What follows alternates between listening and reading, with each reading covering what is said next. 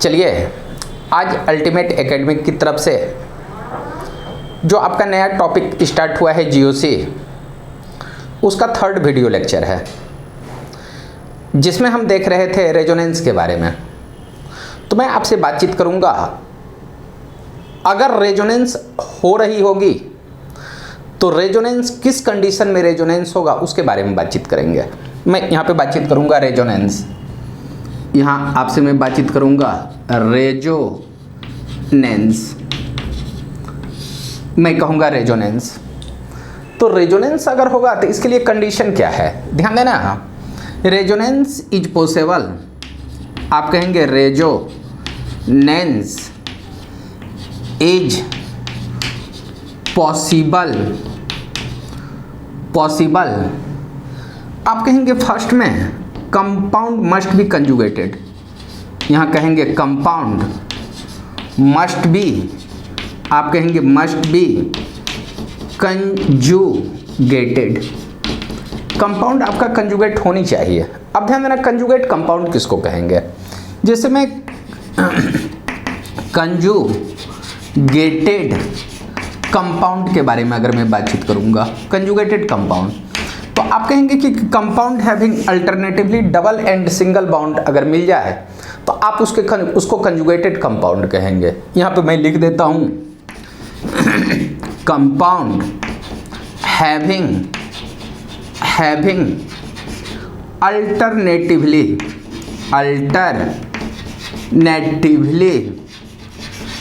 Double and single bond present. यहाँ आप कहेंगे double and single bond present, यहाँ कहेंगे सिंगल बॉन्ड, आप कहेंगे present. Alternatively single and double bond present रहेगा, then that compound called, then that compound called conjugated compound, आप कहेंगे कंजुगेटेड कंपाउंड। आप कहोगे कि किसी भी कंपाउंड में double bond single bond double bond single bond अगर मिल रहा है तो उस कंपाउंड को आप कंजुगेटेड कंपाउंड कहेंगे। जैसे मैं बातचीत कर लूँ double bond single bond double bond single bond double bond, तो इस टाइप के कंपाउंड को कहेंगे कंजुगेटेड कंपाउंड। तो पहला तो कंडीशन है कि ये कंजुगेटेड होनी चाहिए, और सेकंड कहता है कि कंजुगेटेड के साथ साथ कहीं क्यूमुलेटेड कंपाउंड रहेगा तो भी वो रेजोनेंस में इन्वॉल्व होगा।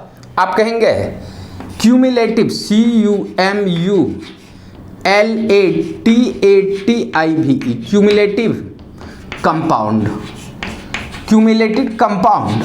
और क्यूमुलेटिव कंपाउंड आप कहेंगे compound having continuous double bond, यहाँ पे कहेंगे compound having continuous double bond, continuous double bond. अगर किसी भी कंपाउंड में कंटिन्यूअस डबल बॉन्ड होगा, then that compound then that compound shows resonance, आप कहेंगे सोज रेजोनेंस। आप कहेंगे कि क्यूमुलेटिव कंपाउंड भी आपको दो पार्ट्स में डिवाइड होगा। आप कहेंगे क्यूमुलेटिव कंपाउंड कंटिन्यूअस अगर डबल बॉन्ड हो दो एटम के बीच, कहीं भी कंटिन्यूअस डबल बॉन्ड भी आ जाएंगे तो ये आपका रेजोनेंस शो करेंगे। बट कंडीशन ये है कि अगर कंटिन्यूअस डबल बॉन्ड होगा तो यहाँ पे दो पॉसिबिलिटी होगी। आप कहेंगे कि एक जो डबल बॉन्ड होगा और डबल बॉन्ड होगा, आप कहेंगे फर्स्ट में कंडीशन कहेंगे ऑड डबल बॉन्ड होगा, और जब ऑड डबल बॉन्ड होगा या नहीं तो आप कहेंगे कि इवन डबल बॉन्ड आपको देखने को मिलेगा। आप कहेंगे इवन डबल बॉन्ड आपको देखने को मिलेंगे।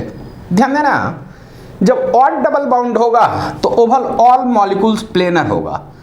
आप कहेंगे होल मॉलिक्यूल्स या आप कहेंगे overall molecules, overall molecules will be planar, will be planar, overall molecules ये प्लेनर होगा। Then whole part, then all part shows, आप कहेंगे रेजोनेंस। ध्यान देना, अगर इवेंट डबल बाउंड होगा तो some part planar and some part non planar, इसमें कहेंगे some part planar and some part not planar, means आप ऐसा कह सकते हो overall molecules not planar, overall molecules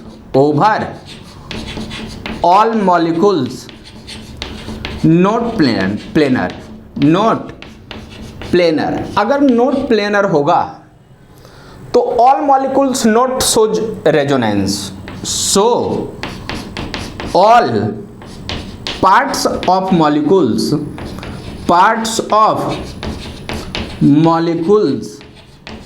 not shows resonance, not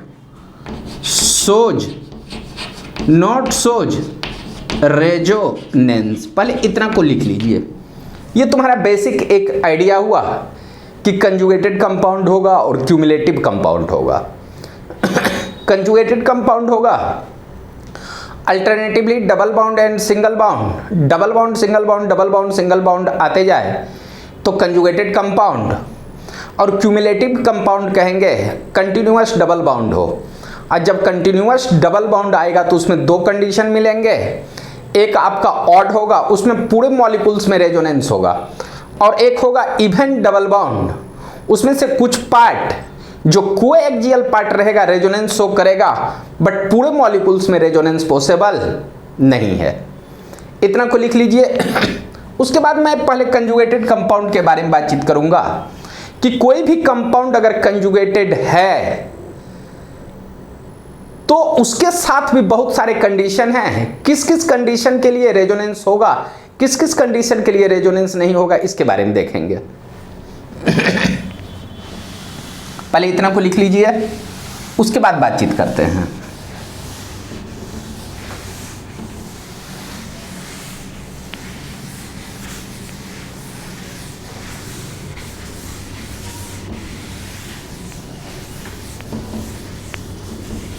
ध्यान देने वाली बात है कि मैं अब सबसे पहले बातचीत करूंगा resonance in conjugated compound.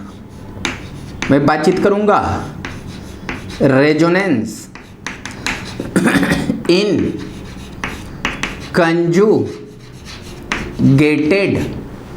Compound,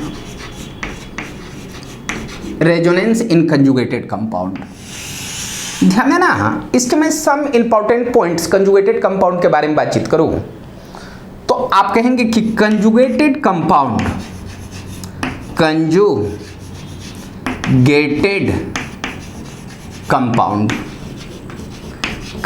compound attach with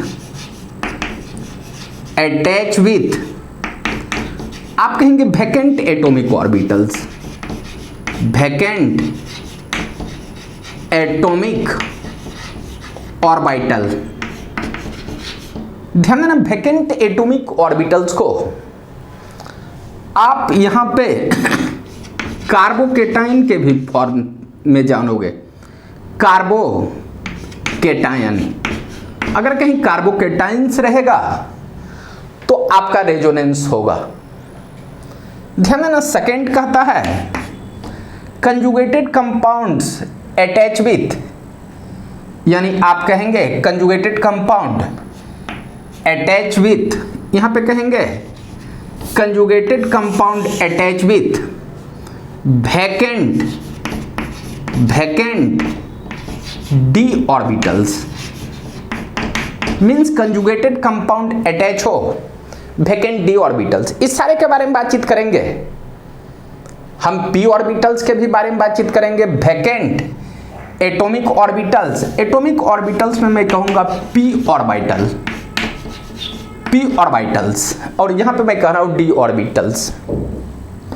third कहेंगे conjugated compound attach with lone pair, आप कहेंगे loan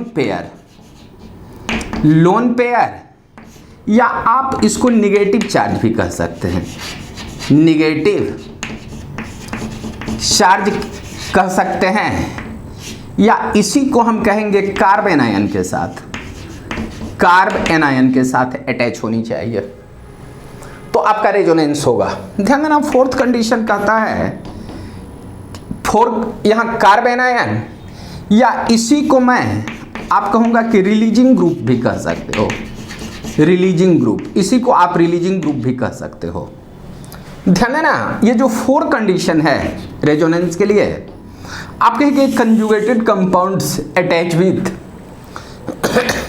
electrons with drawing group, electrons with DRAW, electrons with drawing group, तो आपका रेजोनेंस होगा।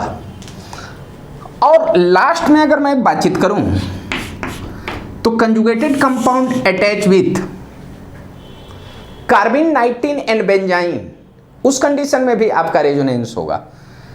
कार्बिन, नाइट्रीन और बेंजाइन, ZYNE, बेंजाइन के case में भी आपको रेजोनेंस देखने को मिलेगा जो आप पढ़ोगे। यहां हम स्टेप बाय स्टेप पढ़ना चाहेंगे कि vacant atomic orbitals means p orbitals या कार्बोकेटाइन्स के साथ जो रेजोनेंस होगा इसके बारे में बातचीत करेंगे। पहले इतना को लिख लीजिए, इसके बाद स्टार्ट करता हूं। ध्यान देने वाली बात है कि यहां अब हम रेजोनेंस को देखते हैं, तो रेजोनेंस में बाउंड का फॉर्मेशन होगा। आप कहेंगे, यहां मैं नोट करके लिखता हूं, नोट करके अगर मैं लिखूंगा इन रेजोनेंस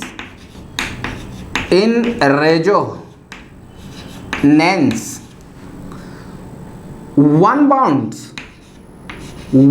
बाउंड्स क्लीवेज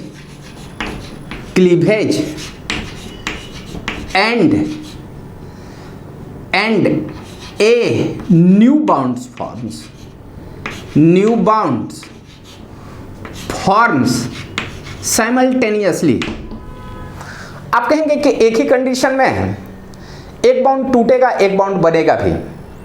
तो सबसे पहले हम देखना चाहेंगे कि कोई भी एटम्स कितने बाउंड्स का फॉर्मेशन करते हैं, और बाउंड का फॉर्मेशन करते हैं तो उसमें वैकेंट p और d एटॉमिक ऑर्बिटल्स जो बाउंड का फॉर्मेशन करेगा, मैं उसके बारे में बातचीत करूंगा और आपको दिखाऊंगा कि किस एटम्स में वैकेंट p एटॉमिक ऑर्बिटल्स है और किस एटम्स में वैकेंट d ऑर्बिटल्स है।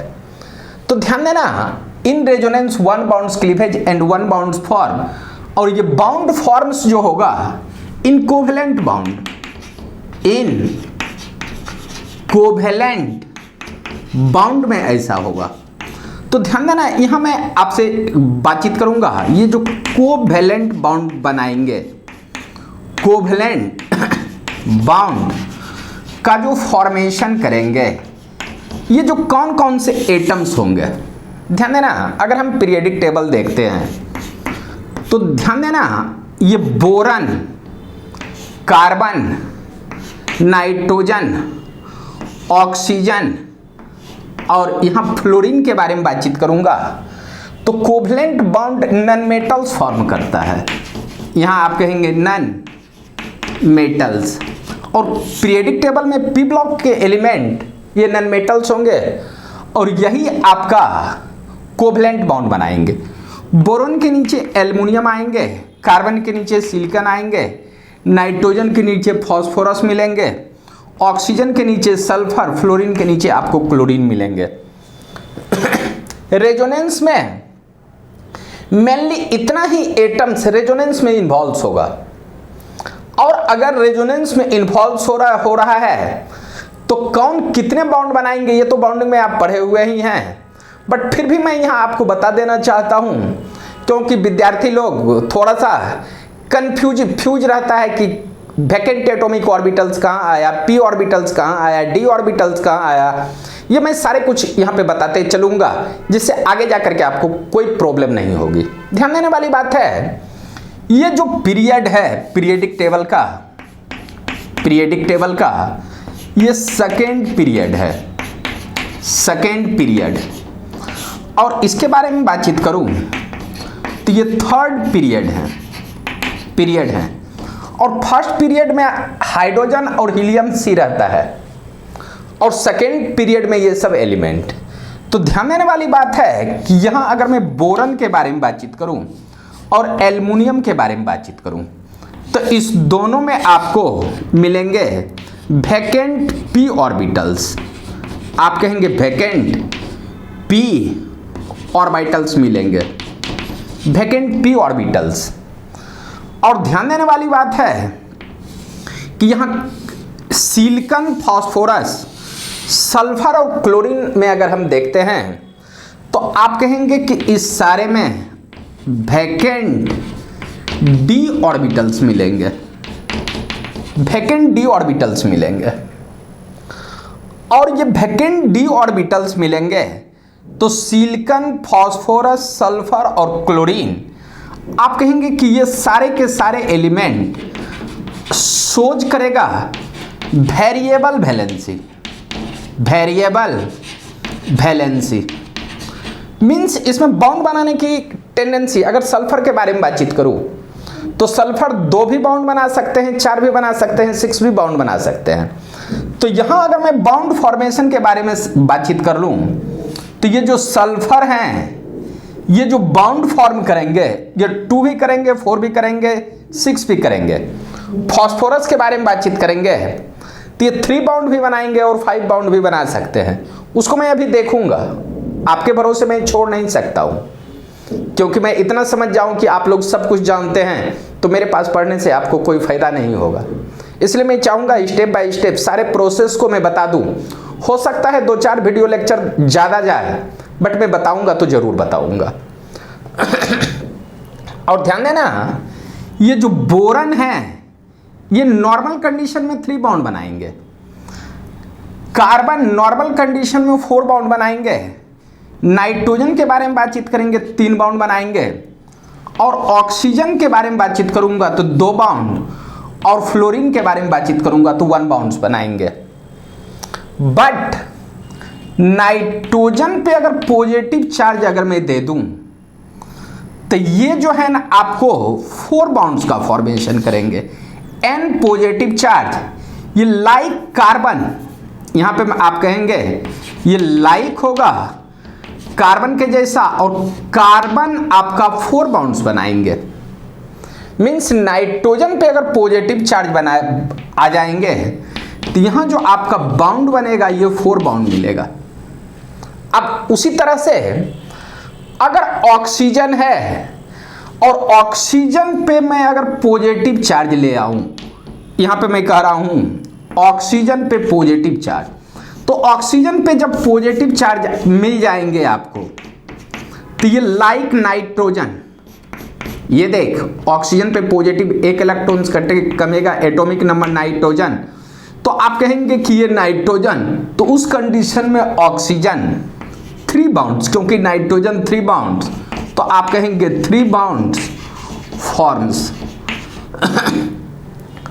ये सब आप बाउंडिंग में पढ़े होंगे, बट अभी मैं आपको सारे वैकेंट एटॉमिक ऑर्बिटल्स कौन कौन से हैं सारे कुछ बता दूंगा, जिससे आगे जाकर के आपको प्रॉब्लम नहीं होगी। ये मैं आज बाउंडिंग का ही थोड़ा सा कंसेप्ट सॉल्व कर लूंगा यहां।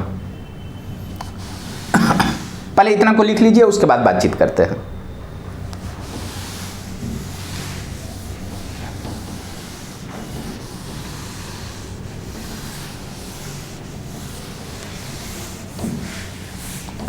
अब सुनना, यही मैं आपसे बातचीत करूंगा vacant atomic orbitals and bound formation.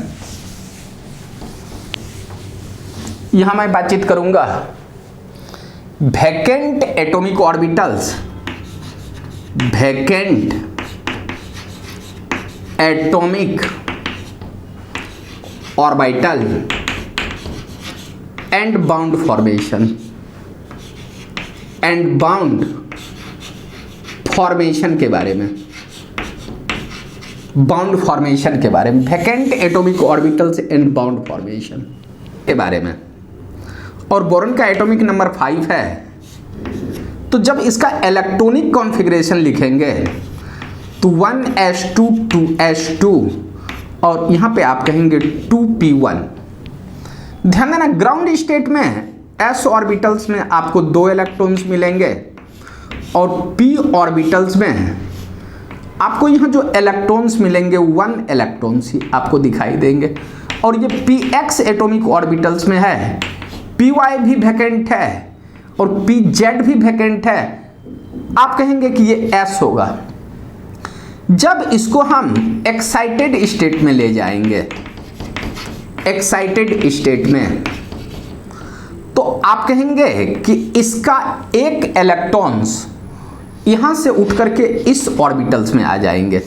तो इसमें जो आपको इलेक्ट्रॉन्स बचेंगे 1 इलेक्ट्रॉन्स बचेंगे। और इस ऑर्बिटल्स में अगर कहेंगे तो अगर ये px है, ये py और pz, तो इसमें 1 इलेक्ट्रॉन्स आ जाएंगे।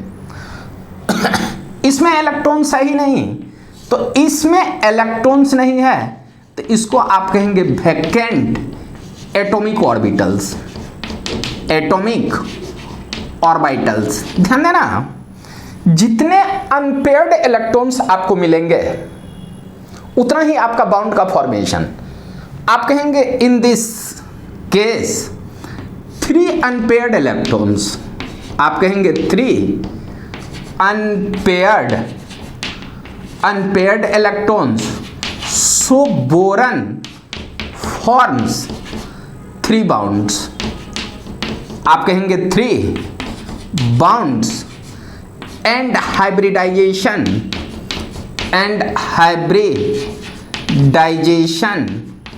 आप कहेंगे sp2। मीन्स जब बोरॉन का स्ट्रक्चर देखेंगे तो इस टाइप से मिलेंगे 3 बाउंड्स और ये तीनों के तीनों एक ही प्लेन में मिलेंगे।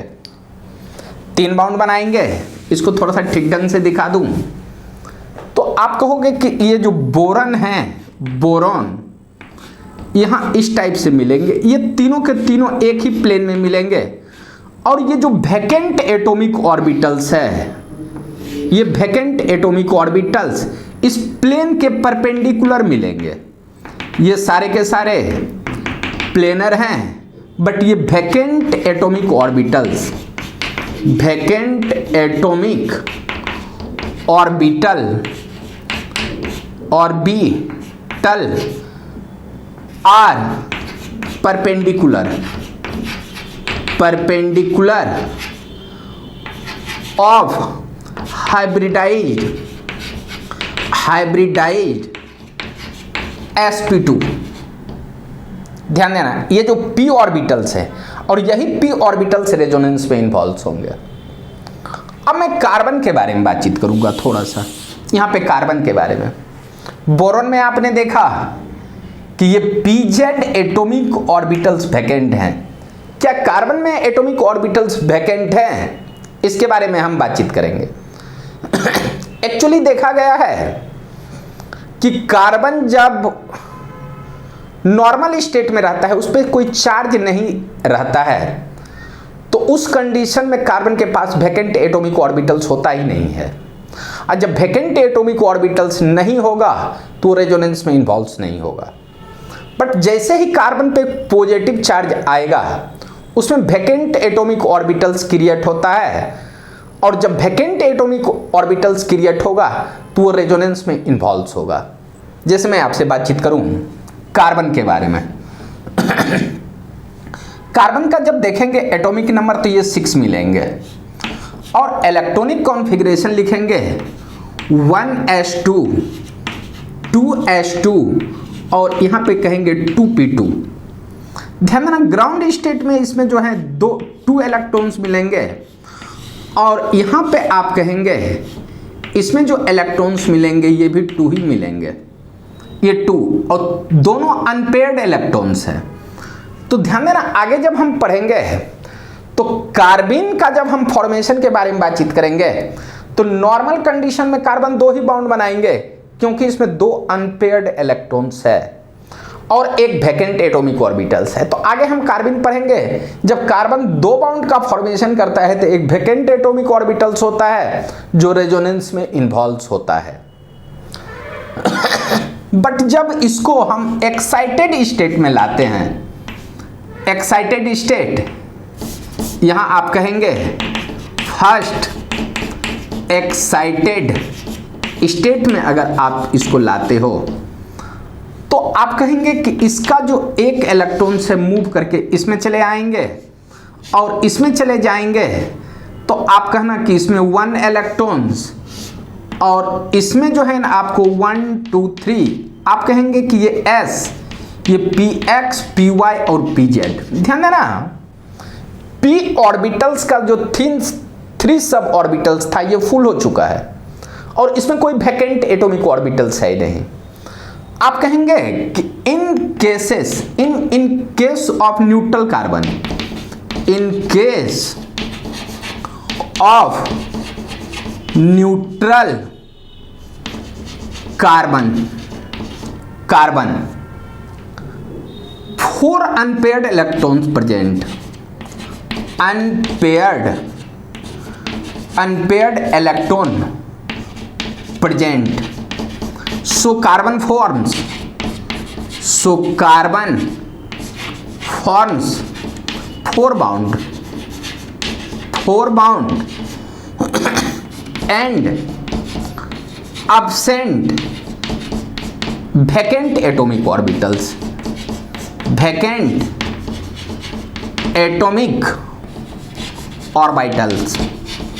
मतलब कार्बन जब न्यूट्रल फॉर्म में रहेगा तो इसमें वैकेंट एटॉमिक ऑर्बिटल्स मिलेगा ही नहीं और कार्बन 4 बाउंड्स का फॉर्मेशन कर लेंगे।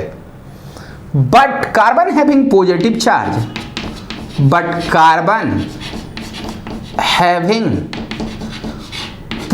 चार्ज, कार्बन में अगर पॉजिटिव चार्ज हो then its behaves like boron, its behaves boron की तरह हो जाएगा। They have vacant atomic orbitals, vacant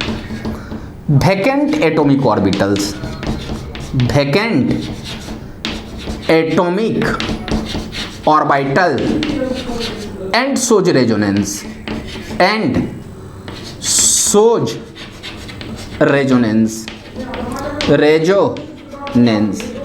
और उस कंडीशन में ये रेजोनेंस शो करेंगे। अब ध्यान देने वाली बात है कि एटॉमिक नंबर कार्बन 6 जब एक इलेक्ट्रॉन लूज करेगा तो यहां कार्बन पे 5 आ जाएंगे और कार्बन 5 लाइक आप देख सकते हो कि यहां पे 5 आ जाते हैं एटॉमिक नंबर। तो जब कार्बन एक इलेक्ट्रॉन्स लूज करेगा तो इसमें एक वैकेंट एटॉमिक ऑर्बिटल्स आ जाएगा और जब एक यहाँ पे पॉजिटिव चार्ज मिलेंगे और जब एक vacant atomic orbitals p orbitals रहेगा तो वो आपका रेजोनेंस में इन्वॉल्व होगा। पहले आप इतना को लिख लीजिए, उसके बाद हम और अदर एटम्स के बारे में बातचीत करूंगा, नाइट्रोजन के भी बारे में बातचीत करूंगा, ऑक्सीजन के भी बारे में बातचीत करूंगा। पहले इतना को लिख लीजिए। ध्यान देना vacant atomic orbitals nitrogen and oxygen के बारे में बातचीत करूंगा। मैं यहां पे बातचीत करूंगा vacant atomic orbitals nitrogen and oxygen. यहां मैं कहूंगा इन case of nitrogen, nitrogen. Nitrogen, तो ध्यान देना, अगर नाइट्रोजन के बारे में बातचीत करें तो इसका एटॉमिक नंबर 7 होगा, और जब एटॉमिक नंबर 7 होगा तो इसका electronic configuration 1s2 2s2 2p3 मिलेंगे।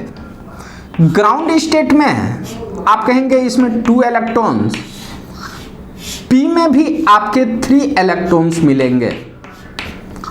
आप कहेंगे कि इसमें जो अनपेयर्ड इलेक्ट्रॉन्स हैं, अनपेयर्ड इलेक्ट्रॉन्स जो मिलेंगे, ये देखना, ये 3 हैं, ये px py pz। जब 3 अनपेयर्ड इलेक्ट्रॉन्स हैं, so this condition nitrogen forms 3 bonds. Nitrogen forms, आप कहेंगे 3 बॉन्ड्स, 3 बॉन्ड्स। ध्यान देना, ये 3 बॉन्ड्स हैं, but not vacant atomic orbitals. Atomic orbitals vacant नहीं है। So in case of resonance,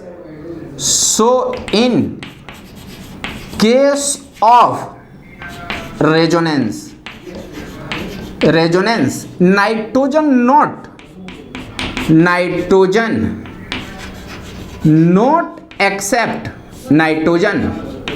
not accept electron in resonance, but it has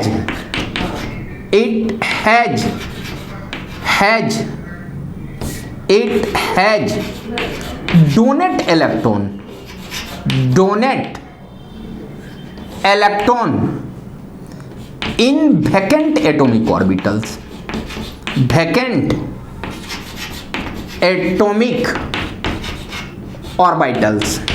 ध्यान देना, जब नाइट्रोजन का केस हो तो नाइट्रोजन में वैकेंट एटॉमिक ऑर्बिटल्स है ही नहीं, तो कोई अगर नाइट्रोजन को इलेक्ट्रॉन्स देना चाहे तो उस कंडीशन में नाइट्रोजन इलेक्ट्रॉन्स लेगा ही नहीं, इतना कंफर्म है। बट नाइट्रोजन के पास अगर वैकेंट नहीं है तो यहां 3 बॉन्ड बनाने के बाद इसका जब स्ट्रक्चर देखेंगे नाइट्रोजन का, तो ये 3 बॉन्ड बनाने के बाद एक लोन पेयर रहेगा, और ये लोन पेयर रहने के कारण इस नाइट्रोजन का ऑक्टेट कंप्लीट है। ये किसी दूसरे एटम्स को जिसके पास p एटॉमिक ऑर्बिटल्स होगा देकर के बॉन्ड बनाएगा। So nitrogen behaves like electrons releasing group, means किसी भी एटम के पास लोन पेयर रहे तो उसका बिहेव्स होगा इलेक्ट्रॉन्स देने का, लेने का नहीं रहेगा। अब ध्यान देने वाली बात है कि अगर नाइट्रोजन पे लोन पेयर है तो दे सकता है, बट नाइट्रोजन पे अगर पॉजिटिव चार्ज मिल जाए, if nitrogen having positive charge, if nitrogen having positive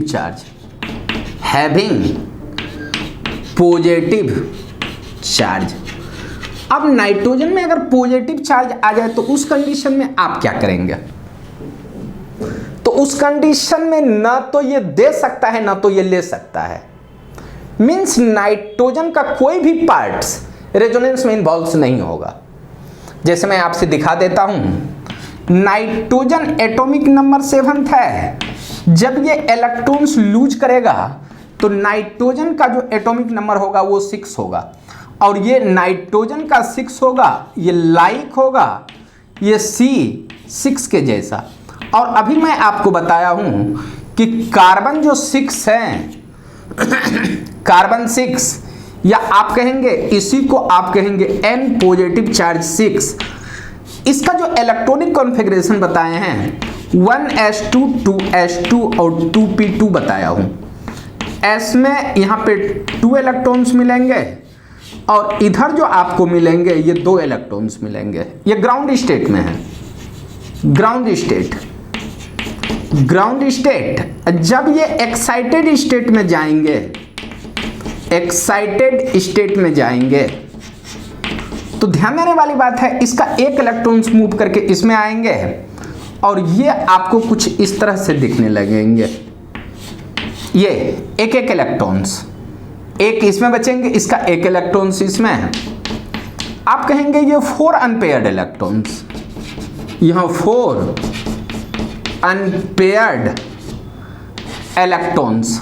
और जब 4 अनपेयर्ड इलेक्ट्रॉन्स होंगे तो यहां पे कहना 4 बाउंड्स मिलेंगे। मीन्स आप कहोगे कि नाइट्रोजन पे जब पॉजिटिव चार्ज मिलेंगे तो इसमें आपको 4 बाउंड्स मिलेंगे। 4 बाउंड्स, यहां मैं कोई एटम नहीं लगाया। अब ध्यान देने वाली बात है, नाइट्रोजन के पास कोई लोन पेयर भी नहीं है और वैकेंट एटॉमिक ऑर्बिटल्स भी नहीं है। तो उस कंडीशन में नाइट्रोजन ना तो दे सकता है ना तो ले सकता है। मैं यहां इस बात को मेंशन कर देता हूं।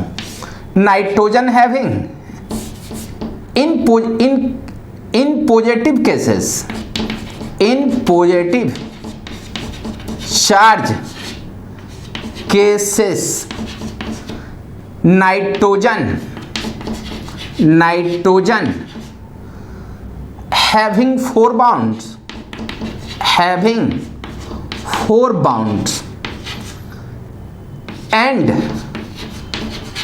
absent vacant atomic orbitals, vacant orbital and lone pair, so nitrogen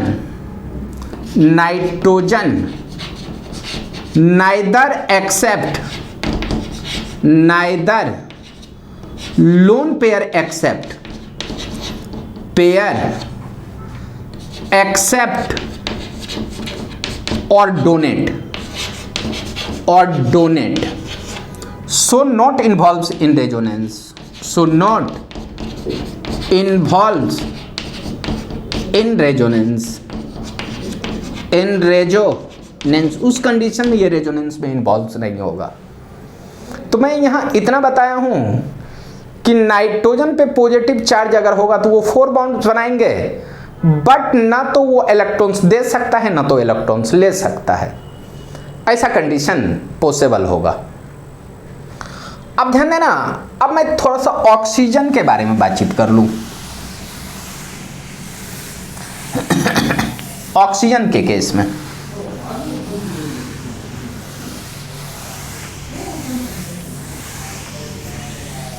ध्यान देना, इन केस ऑफ ऑक्सीजन, यहां मैं ऑक्सीजन का केस लूंगा। मैं यहां पे कह रहा हूं इन केस ऑफ ऑक्सीजन, ऑक्सीजन का जो एटॉमिक नंबर है ये 8 है। Electronic configuration 1s2 2s2 2p। आप कहेंगे ऑक्सीजन का एटॉमिक नंबर, यहां आप कहेंगे 6, 1s2 2s2 2p4। ध्यान देना, ग्राउंड स्टेट में इसमें 2 इलेक्ट्रॉन्स मिलेंगे और P में आपको जो मिलेंगे ये 4, 1 2 3 और ये 4। ध्यान देना, ये S है और यहां पे ये कहना PX PY और PZ। इस कंडीशन में आप कहेंगे कि अनपेयर्ड इलेक्ट्रॉन्स यहां 2 आपको मिलेंगे और अनपेयर्ड इलेक्ट्रॉन्स 2 का मतलब इट फॉर्म्स 2 बाउंड्स। ये आपके 2 बाउंड्स का फॉर्मेशन करेंगे, बट 2 बाउंड का फॉर्मेशन करेंगे but absent atomic orbitals, absent atomic orbital. So oxygen never accept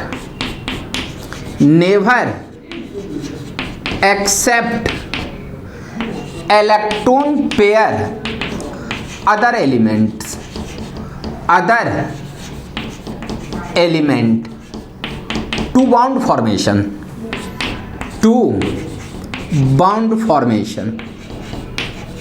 ध्यान देना, इसमें ऑक्सीजन दो बाउंड्स बनाएंगे। जैसे ऑक्सीजन किसी भी एटम के साथ ये दो बाउंड बनाएंगे, बट यहां जो लोन पेयर है, ये लोन पेयर एक्सेप्ट तो करेगा नहीं, बट लोन पेयर किसी वैकेंट एटॉमिक ऑर्बिटल्स को, जिसके पास p और d एटॉमिक ऑर्बिटल्स रहेगा, उसको दे करके वो दे सकता है। But oxygen having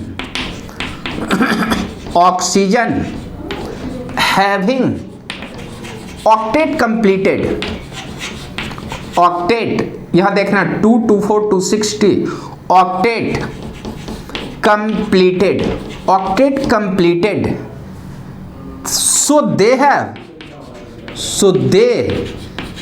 have tendency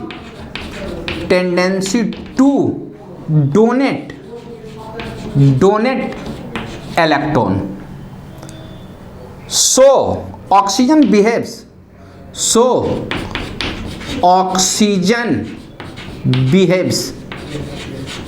like releasing group।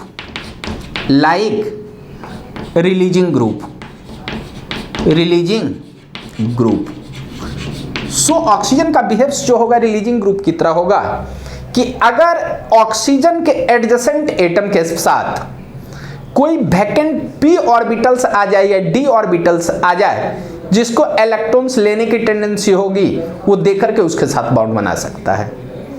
अब ध्यान देना, जब ये इलेक्ट्रॉन्स देगा तो ऑक्सीजन पे पॉजिटिव चार्ज डेवलप होगा, और ऑक्सीजन पे पॉजिटिव चार्ज डेवलप होगा तो ऑक्सीजन 3 बाउंड बना सकता है। जैसे मैं आपसे बातचीत कर लूं, ऑक्सीजन एटॉमिक नंबर 8 है, जब ये एक इलेक्ट्रॉन्स लूज करेगा तो ऑक्सीजन पे पॉजिटिव चार्ज होगा, और यहां पे आप कहेंगे ये 7 होगा, और ऑक्सीजन 7 आप कहेंगे कि लाइक नाइट्रोजन के जैसा, नाइट्रोजन, और आप कहेंगे कि नाइट्रोजन का एटॉमिक नंबर 7C होता है। मैं लाइक कर रहा हूं, ये जितने भी पार्ट है सारे को लाइक, मैं कंप्लीटली नहीं कर रहा हूं, लाइक जैसा है ये नहीं कर रहा हूं कि वो है ही। तो नाइट्रोजन के बारे में अभी बताया हूं, ये 7 तो 1s2 2s2, यानी नाइट्रोजन यहाँ 7 1s2 2s2 और 2p3, तो आप कहेंगे कि 2s2 2p3, तो s ऑर्बिटल्स में आप देखेंगे 2 इलेक्ट्रॉन्स, और p में ये 3 इलेक्ट्रॉन्स, तो 1 2 3। यहाँ अनपेयर्ड इलेक्ट्रॉन्स जो आपको मिलेंगे, अनपेयर्ड इलेक्ट्रॉन्स आपको 3 मिलेंगे। So it forms 3 bounds, it forms आप कहेंगे 3 बाउंड्स, मतलब ये 3 बाउंड्स का फॉर्मेशन करेंगे। अब ध्यान देना, n पे पॉजिटिव n7, और इसी के लाइक आप कहेंगे ऑक्सीजन पॉजिटिव चार्ज, सो O positive charge also forms +3, आप कहेंगे 3 बाउंड्स, यहां पे आप कहेंगे 3 बाउंड्स, ये 3 बाउंड्स फॉर्मेशन करेंगे। तो आपको याद रखनी चाहिए, ऑक्सीजन नॉर्मल कंडीशन में 2 बाउंड्स बनाएंगे, और ऑक्सीजन के जैसा ऑक्सीजन पे पॉजिटिव चार्ज आने के बाद ये 3 बाउंड्स का फॉर्मेशन करेंगे। पहले इतना को लिख लीजिए। अब मैं वैकेंट एटॉमिक ऑर्बिटल्स डी के बारे में बातचीत करूंगा। वैकेंट एटॉमिक ऑर्बिटल्स डी के बारे में,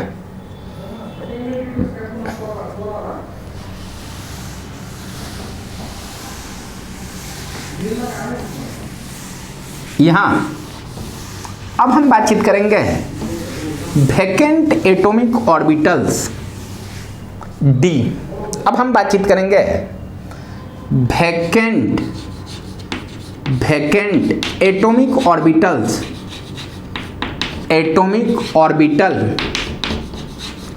in third period element, in third period element, vacant atomic orbitals third period element that shows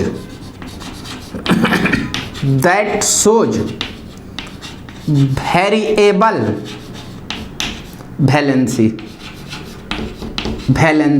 variable valency के बारे में बातचीत करूंगा। तो ध्यान देना, यहां मैं बातचीत करूंगा सिलिकॉन के बारे में, फास्फोरस के बारे में, सल्फर के बारे में और क्लोरीन के बारे में। ध्यान देना, सिलिकॉन के बारे में अगर मैं बातचीत करूं, सिलिकॉन के बारे में, सिलिकॉन, फास्फोरस, सल्फर और क्लोरीन के बारे में, तो ध्यान देना इसका एटॉमिक नंबर 14 होंगे। और जब 14 होंगे तो इसमें देखोगे सिलिकॉन के बारे में electronic configuration 1s2, 2s2, 2p6 मिलेंगे। आप कहेंगे उसके बाद 3s2 मिलेंगे, और ध्यान देना उसके बाद 3p2 और 3d0, 2 to 4, 16 to 12 और 12 to 14। ध्यान देना ग्राउंड स्टेट में इसमें 2 इलेक्ट्रॉन्स हैं और p ऑर्बिटल्स में इसके 2 ही इलेक्ट्रॉन्स हैं। और यहां आप कहेंगे इसमें जो d में आपको इलेक्ट्रॉन्स मिलने वाले हैं, इसमें एक भी इलेक्ट्रॉन्स है ही नहीं, मीन्स ये सारे के सारे वैकेंट है। तो ध्यान देना ये जो ग्राउंड स्टेट में जो इलेक्ट्रॉनिक कॉन्फ़िगरेशन हुआ, ये तुम्हारा K सेल है, ये L सेल है, ये तुम्हारा M सेल है। ध्यान देना ग्राउंड स्टेट में M सेल में S में 2 इलेक्ट्रॉन्स, P में भी 2 इलेक्ट्रॉन, D में 0। अगर इसको हम फर्स्ट एक्साइटेड स्टेट के बारे में बातचीत करेंगे, एक्साइटेड स्टेट के बारे में, तो इसका एक इलेक्ट्रॉन्स इसमें आएंगे और इसका स्ट्रक्चर कुछ इस तरह से होंगे, ये कुछ इस तरह से, इसका एक इलेक्ट्रॉन्स, तो ये पहले 2 भरा हुआ था, एक इलेक्ट्रॉन्स इसमें आएगा तो ये ऐसा मिलेंगे। और इस कंडीशन में यहाँ ये इस टाइप से मिलेंगे, तो ये S मिलेंगे और ये 3p मिलेंगे, और यहाँ 3d 0 हैं।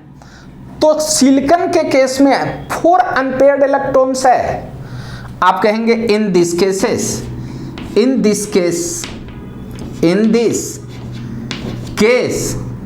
3 अनपेयर्ड इलेक्ट्रॉन्स, 3, या आप कहेंगे 3 नहीं 4 है, 4 unpaired electron. So silicon forms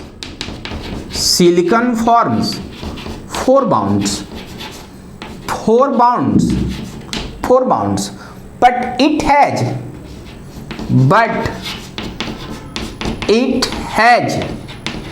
vacant atomic orbitals,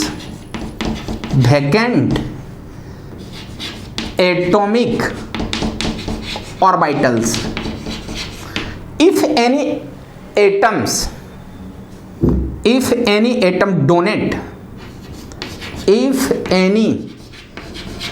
atom donate electron in vacant atomic orbitals,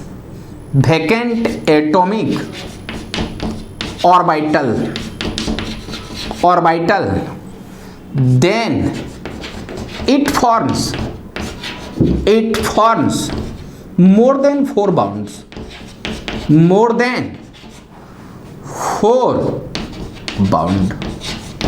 means आप कहेंगे कि अगर वैकेंट एटॉमिक ऑर्बिटल्स में कहीं से कोई दे देता है इलेक्ट्रॉन्स, तो आप कहेंगे कि ये 4 बाउंड्स बना लेंगे। यहां पे 4 के बाद एक्स्ट्रा इलेक्ट्रॉन्स आएगा तो ये 5 बाउंड भी बना सकता है। आप पहले इतना को लिखिए, उसके बाद मैं बातचीत करता हूं। अब मैं फ्लोरीन और क्लोरीन के बारे में बातचीत करूंगा। अब ध्यान देना, फास्फोरस के बारे में बातचीत करता हूं। फास्फोरस के बारे में,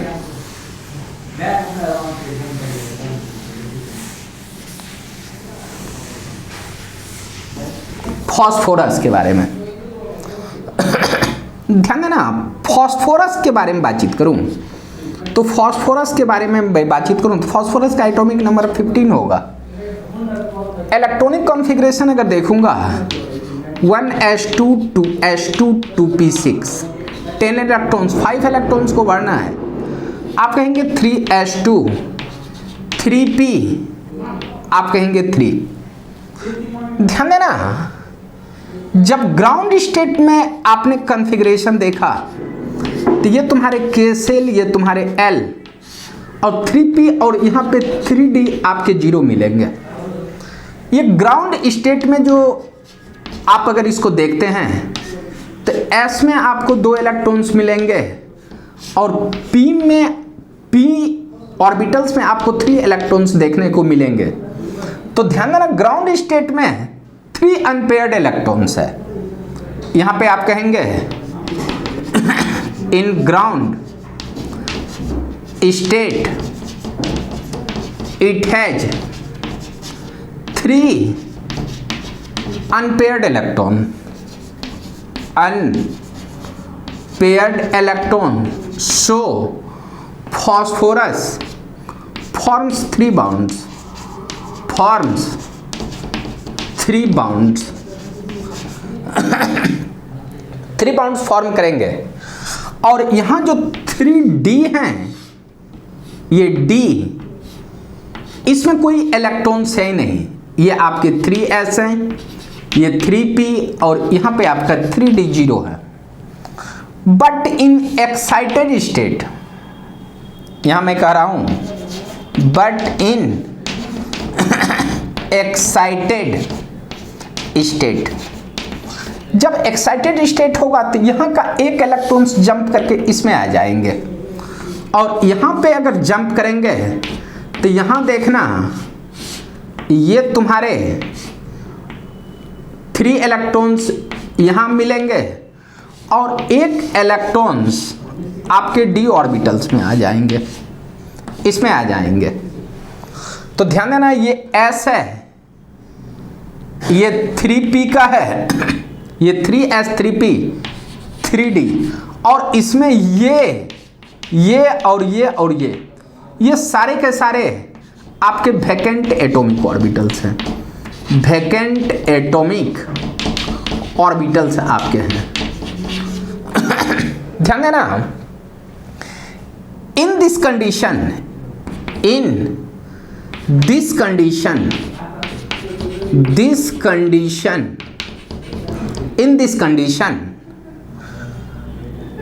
phosphorus having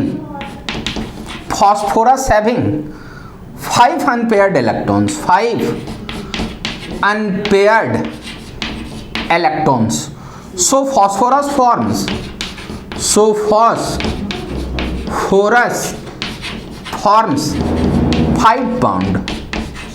5 bound, but it has, ध्यान देना, 5 बाउंड होने के बाद भी यहां वैकेंट एटॉमिक ऑर्बिटल्स है, but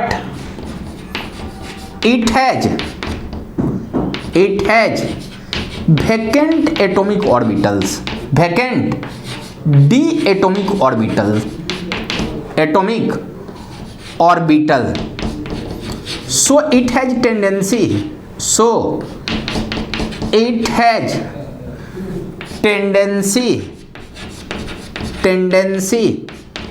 to accept electrons and forms extra bonds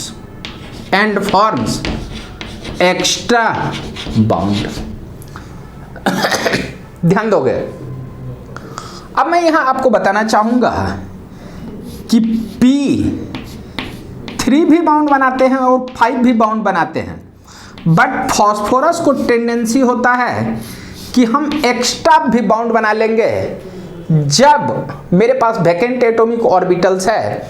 तो आप कहेंगे कि अगर मेरे को कोई एक इलेक्ट्रॉन्स दे दे, मीन्स एक इलेक्ट्रॉन्स अगर ले लेगा, तो यहां it forms extra bound, it forms extra bound, extra bound means P एक इलेक्ट्रॉन्स लेगा तो निगेटिव, और P एक इलेक्ट्रॉन्स निगेटिव होगा तो ये सल्फर होगा, और सल्फर जो है ना आप कहेंगे एक एक्स्ट्रा बाउंड का फॉर्मेशन करेगा। पहले आप इतना को लिख लीजिए। सल्फर के बारे में मैं नॉर्मली कह दूंगा, सल्फर जो बाउंड बनाएंगे 2, 4, 6 बाउंड बना सकते हैं। अभी उतना टाइम नहीं है, इसको देख करके आप सल्फर के बारे में बना लेंगे। यहां 4 इलेक्ट्रॉन्स देंगे तो एक यहां आ जाएंगे जंप करके, यहां आप इसको ठीक ढंग से बनाओगे, बन जाएगा। और मैं यहां पे एक फ्लोरीन और क्लोरीन के बारे में बातचीत करूंगा कि फ्लोरीन में वैकेंट एटॉमिक ऑर्बिटल्स नहीं है, बट क्लोरीन में वैकेंट एटॉमिक ऑर्बिटल्स है। पहले इतना को लिख लीजिए।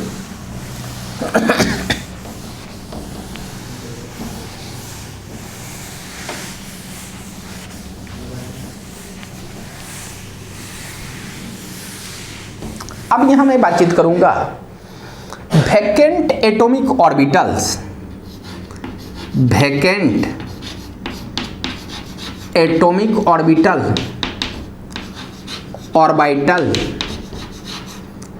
इन case of fluorine and chlorine, fluorine and chlorine. ये हमें नोट करके लिख देता हूं, पहले ही मैं नोट करके पहले ही बता देता हूं कि fluorine having absent vacant p and d orbitals, but in case of chlorine,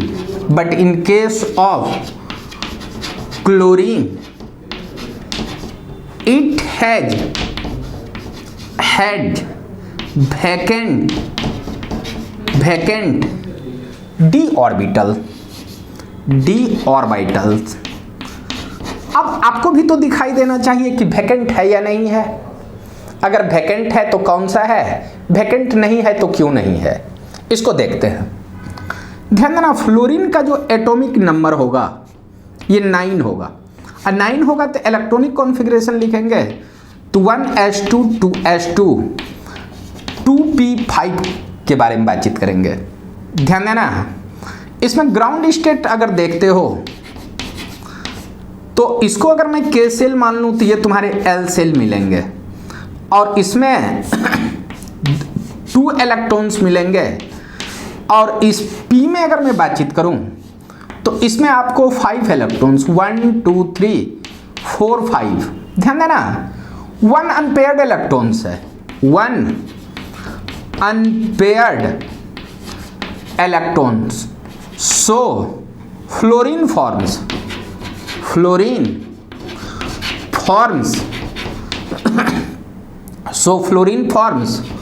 1 bounds. ध्यान देना, फ्लोरीन एक ही बाउंड फॉर्म करेंगे, और 1 बाउंड फॉर्म करने के बाद इसका ऑक्टेट कंप्लीट मिलेगा। और यहां वैकेंट एटॉमिक ऑर्बिटल्स नहीं है तो ये लोन पेयर बाहर दे सकता है। अगर बाहर देगा तो फ्लोरीन का जो नेचर होगा इलेक्ट्रॉन्स रिलीजिंग ग्रुप होगा, और बाहर वाले को तब देगा जब उसके पास वैकेंट P और D एटॉमिक ऑर्बिटल्स रहेगा तब, अदरवाइज ये इलेक्ट्रॉन्स देगा नहीं। इलेक्ट्रॉन्स अगर कोई दे रहा है तो वहां रखने के लिए स्पेस होना चाहिए, और जो स्पेस बताता है कि या तो वैकेंट P ऑर्बिटल्स होनी चाहिए, नहीं तो D होनी चाहिए।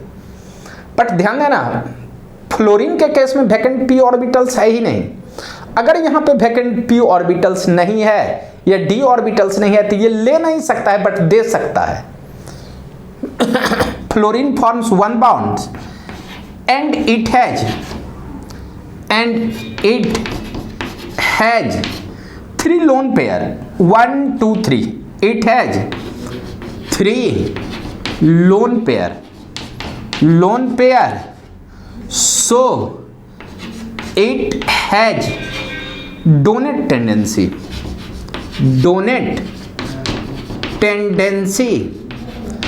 and behaves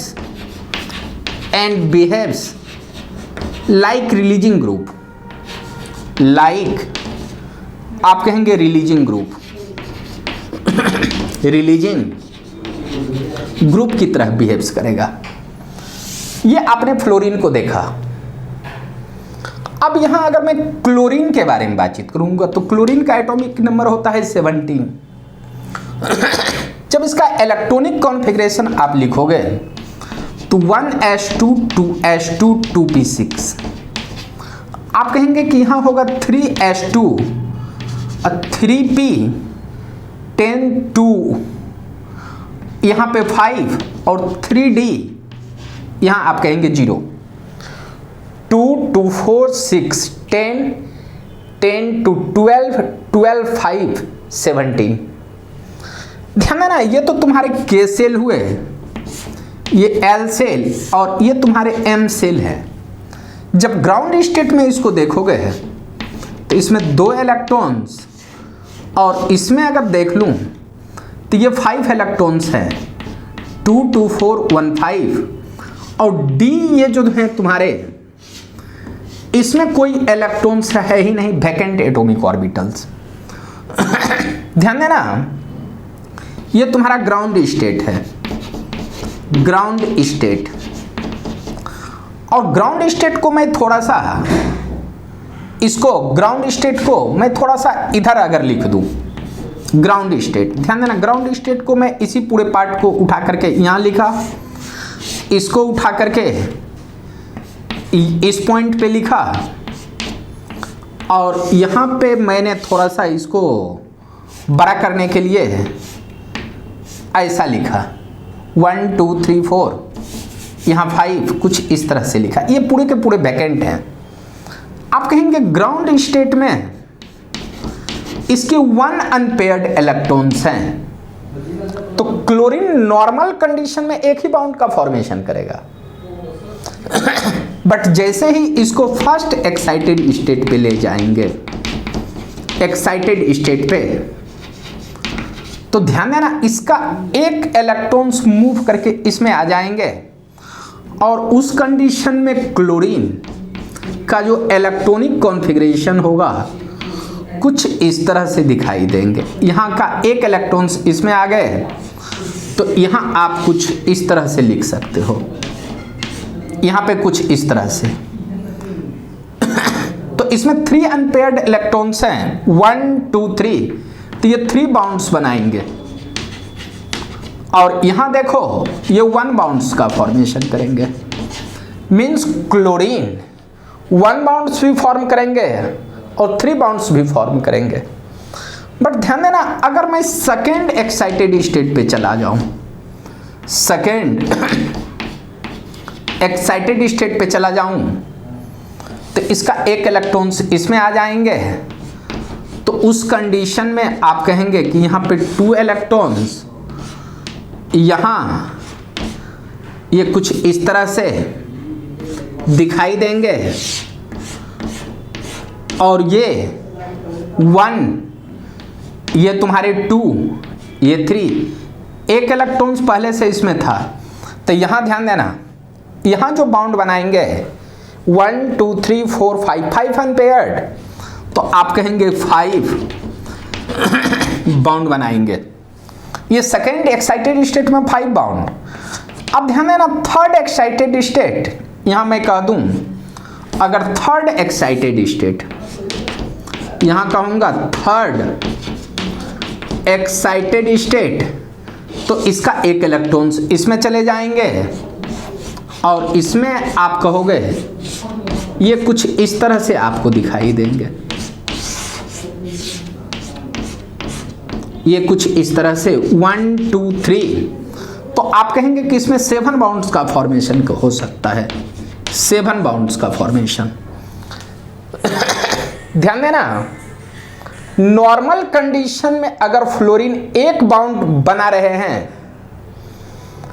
तो इसमें वैकेंट कोई अगर इसमें इलेक्ट्रॉन्स दे दे, कहीं से इलेक्ट्रॉन्स इसमें आ जाए या कोई एटॉमिक ऑर्बिटल्स इसमें दे दे, तो इसमें वैकेंट एटॉमिक ऑर्बिटल्स है। यहां 3d 0 है, यहां भी 3d 0 है और यहां पे 3d 0 है। तो मैं यहां पे सिंपली इतना बताना चाहता हूं कि जब कोई क्लोरीन एक बाउंड बना रहा हो, अगर कहीं से इसमें एक इलेक्ट्रॉन्स आ जाए वैकेंट एटॉमिक ऑर्बिटल्स में, तो क्लोरीन उसके साथ बाउंड बना सकता है। उस कंडीशन में क्लोरीन 2 बाउंड बना सकता है। मैं यहां पे थोड़ा सा नोट करके लिखा देता हूं, इतना साफ कर लेता हूं, इसके बाद मैं नोट करके तेरे को लिखा देता हूं। आप कहेंगे in normal cases, in normal cases chlorine forms 1 bonds but it has vacant atomic orbitals, atomic 3d orbitals, 3d orbital, so it has tendency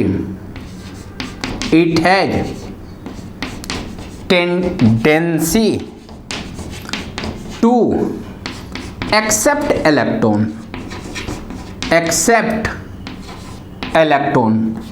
so chlorine behaves as electrons with drawing group,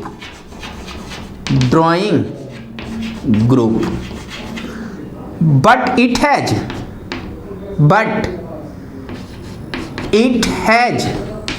lone pair। यहां देखना, एक bound बनाने के साथ 1 2 3 lone pair है।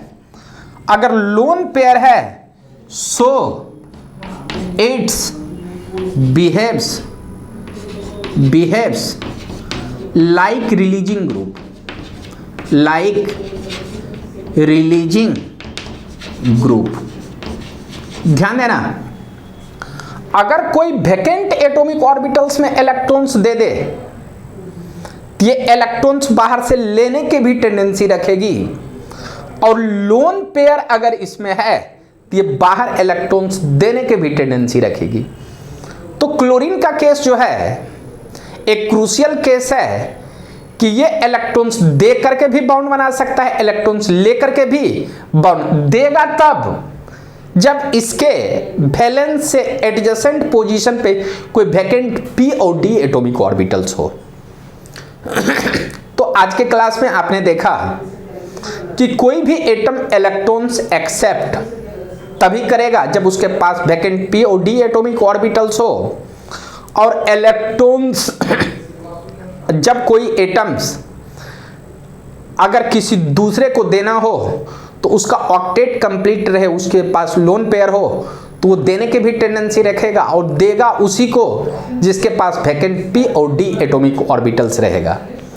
Chlorine के case में आपने देखा कि यहां वैकेंट d ऑर्बिटल्स है, ये ले भी सकता है और इसके पास लोन पेयर है, तो ये अपना इलेक्ट्रॉन्स दूसरे p और d एटॉमिक ऑर्बिटल्स को दे भी सकता है।